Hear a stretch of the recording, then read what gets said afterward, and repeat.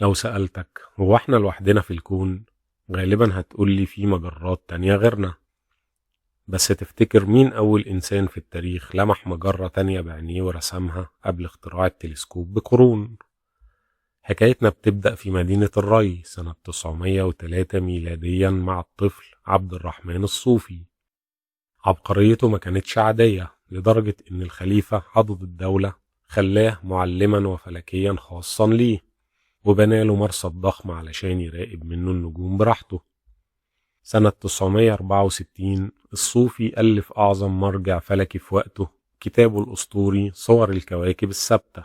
الكتاب ده ما كانش عادي، الصوفي رسم فيه 48 مجموعة نجوم بدقة خرافية، ووصف شكلها وألوانها ودرجة لمعانها، وراجع فيها فهرس اليوناني بطليموس ورصد النجوم بنفسه وصحح أخطاء ومواقع النجوم بدقة، ودمج علم اليونان بالتقاليد العربية.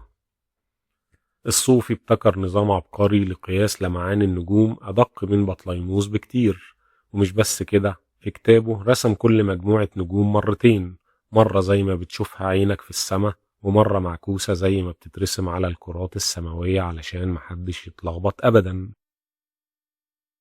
وفي ليلة صافية الصوفي لاحظ حاجة غريبة جدا، غيمة ضبابية مضيئة وسط النجوم كأنها سحابة مضيئة.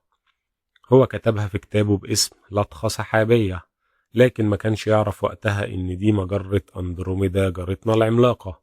وبكده بقى أول بشر يوثق مجرة بره مجرتنا، وكمان كان أول واحد يسجل سحابتي ماجلان في السماء الجنوبية.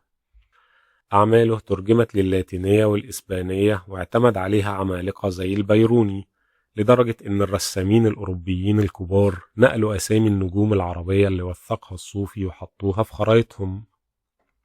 وتقديرا لجهوده اللي لسه علماء الفلك في ناسا وغيرها بيرجعوا ليها لحد النهاردة لفهم حركة النجوم القديمة، الاتحاد الفلكي الدولي أطلق اسمه اللاتيني أذوفي على فوهة بركان على سطح القمر سنة 1935.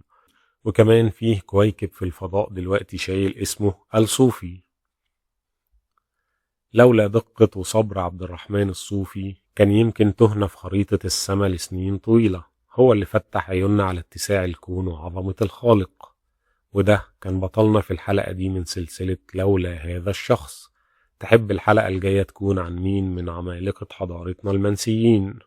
قولي في التعليقات، وما تنساش تدعمنا بشير وسبسكرايب عشان نكمل الرحلة.